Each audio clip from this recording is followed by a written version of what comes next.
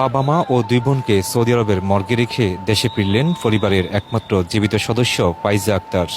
23 ফেব্রুয়ারি সোমবার বাংলাদেশ সময় রাত 12:10 সৌদি এয়ারলাইন্সের একটি ফ্লাইটে মামার সঙ্গে দেশে ফিরেন তিনি। বিমানবন্দরে তাকে নিতে আসেন পরিবারের অন্যান্য সদস্যরা। গুরুতর আহত ফাইজার চোখে মুখে ছিল ভয় আর আতঙ্কের ছাপ।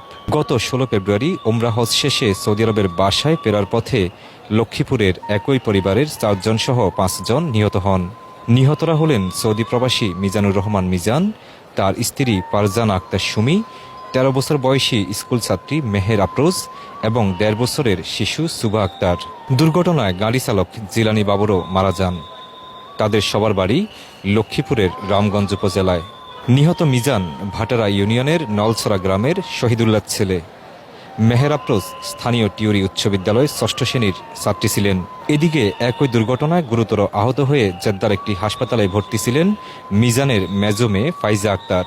7 দিন চিকিৎসা শেষে আজ মধ্যরাতে দেশে ফিরলেন তিনি। ওরা তো আমরা নিয়ে আসছি, লাশ আনার যে প্রক্রিয়া এটা অবশ্যই সরকারে বলছিল আর কিছু, সরকার থেকে কিছু হেল্প করব, এখন সেটা এখনো শিওর হয় নাই। এখন আমরা লাশ আনার জন্য করতেছি, কবে আসবে সেটা পরে জানা যাবে, এখন শিওর না আর কি। 4 তারিখে ওনাদেরকে বিদায় দিয়ে গেছে। আমরা শুনছি আপনার কথা। এখন আসছে উনি বোন ভাগ্নি 4 জন বিদায় দিছি, এখন একজন নিয়ে যাইতেছি। দোয়া করবেন এটাই আপনাদের কাছে। তাদের মরদেহগুলো দেশে আনার প্রক্রিয়া কতটুকু এগুলো? না, ওগুলা চলতেছে, কাগজপত্র জমা দিচ্ছে, এখনো সঠিক কোনো কিছু হইতেছে না, দেখি কি করা যায়। সেও তো খুবই গুরুতর অসুস্থ আমরা দেখতে পাচ্ছি। হাসপাতাল থেকে রিলিজ দেওয়াতে আপনারা নিয়ে আসছেন। এখন আমাদের মূল টার্গেট হলো ওরে কীভাবে সুস্থ করা যায়, ওরে কীভাবে দোয়া করবেন সবাই, দেশবাসীর কাছে আমরা দোয়া চাই। আমাদের ওইখানে ঘটনাস্থলে কারা কারা ছিল? ঘটনাস্থলে তো অন্য এক ফ্যামিলি গেছে ওদের সাথে, মানে আমার ভগ্নিপতির সাথে আরেকটা। পরিবার সূত্রে জানা গেছে গত 3 ফেব্রুয়ারি মিজান তার স্ত্রী ও 3 মেয়েকে নিয়ে বাংলাদেশ থেকে ওমরা পালনে সৌদি আরবে যান।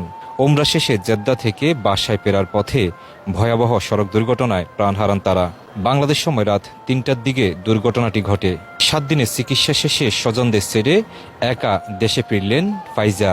এখন পরিবার ও স্বজনদের অপেক্ষা কবে দেশে ফিরবে 4 জনের মরদেহ। সাইফুল রাজীব, সাতকাহন নিউজ, ঢাকা।